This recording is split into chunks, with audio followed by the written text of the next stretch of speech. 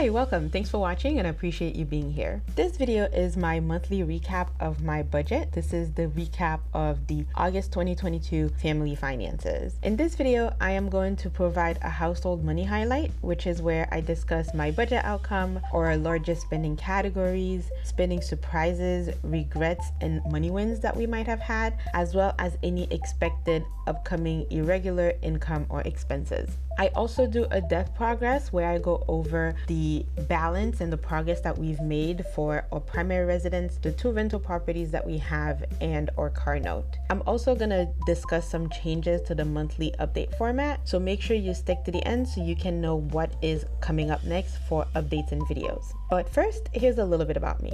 Hi, welcome to my channel and I'm glad to have you here. Here's a little bit about my family. Our household consists of myself, my husband, and my toddler. My mom also lives with us, but she's not included in our finances. My husband and I both went to graduate school, but we no longer have student loan debt, fortunately. I work in banking and he works in aviation. I handle all of the family's finances and I love my role as the self-appointed CFO. I love talking about all things money, making money, saving money, investing money, and optimizing my portfolio and my finances in general. I look forward to taking you on a wealth building journey with us. I hope you enjoyed the videos and the channel as a whole, and I look forward to getting to know you. I am very open, so feel free to send me messages at any time or starting conversations in the comment section below. Okay, so overall, we were on budget for this month, and that is with a big asterisk. Let's talk about the specific categories.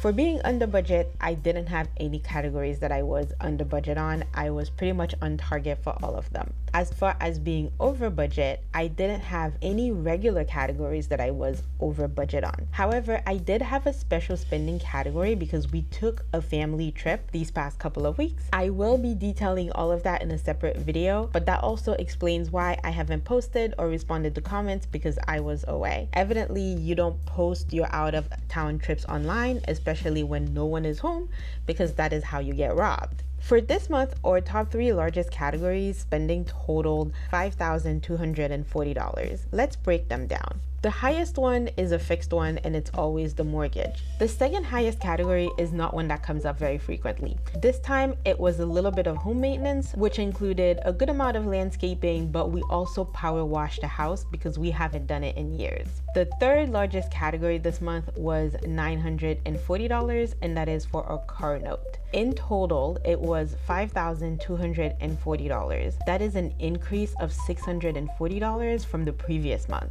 But if you've watched my videos before, you will notice that there's a category that is not on here. There is a little bit of a difference this month. For starters, it excludes the trip. That is going to be a separate video because it is not only an out of the ordinary expense, it was also saved for separately.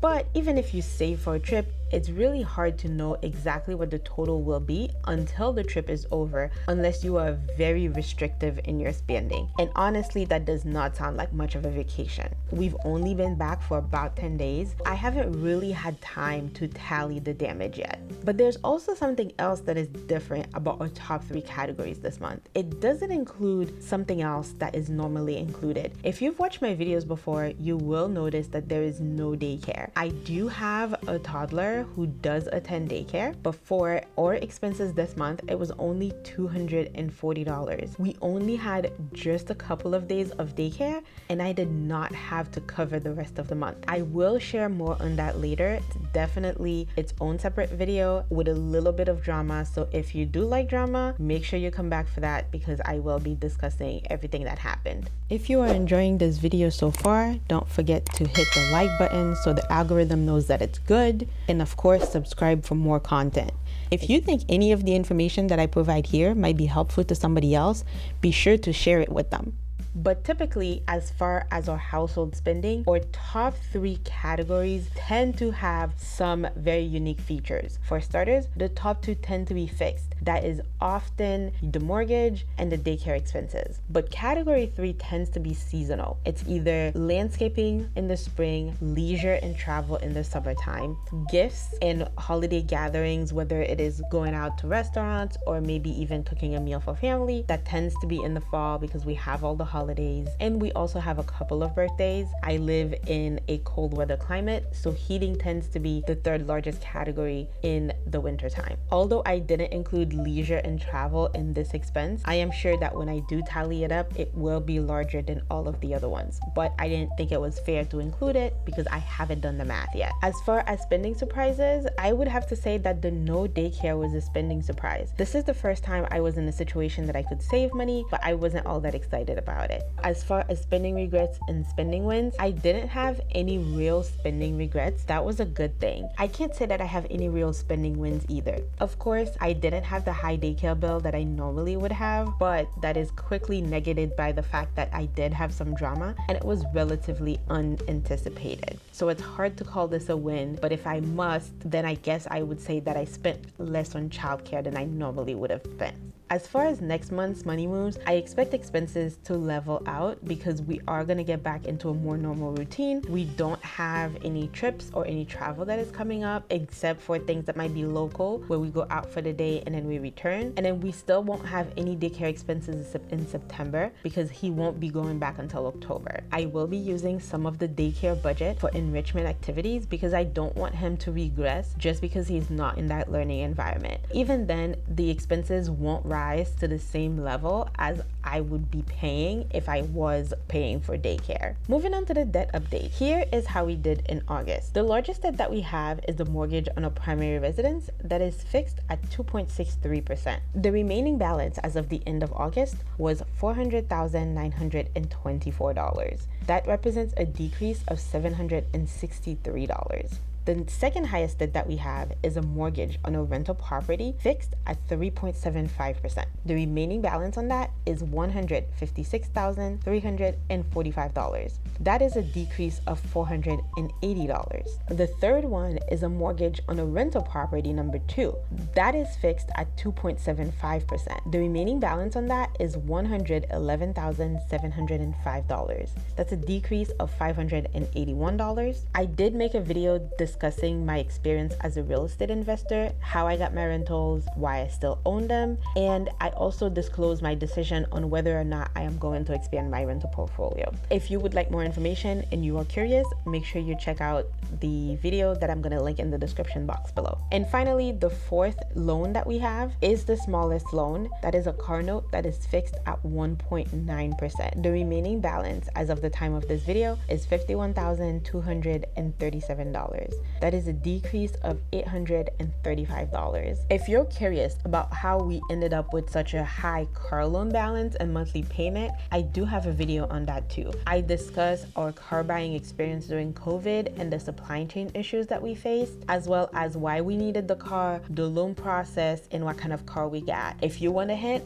I will just say that it is very handy with these really high gas prices. Now, with that said, the total August debt pay down was $2,659. That is the progress that we've made towards paying down our debt. That leaves us with a balance of $720,211. Here is what is changing in the regular monthly update videos. Every month I do a monthly challenge, and I used to provide an update as part of this regular budget video. I did start to wonder if the videos were getting too long. I thought it would be good if I moved the updates to their own separate videos permanently. I'm no longer providing monthly challenge updates in this video, so if you are interested, there will be a separate video on that. Here is what is coming up next. The next update is going to be a zero-based budget video. This video that you're watching now is a general update that gives status of overall budget and debt progress, but it doesn't say much about cash flow. In the zero-based budget videos, I discuss in detail how much we bring in after taxes, insurance, and retirement contributions, the different streams of income that we have, how we save, spend, and invest our money until the balance is zero. Our goal is to optimize our money by making sure that every dollar gets put to work, either paying down debt or being invested or being saved towards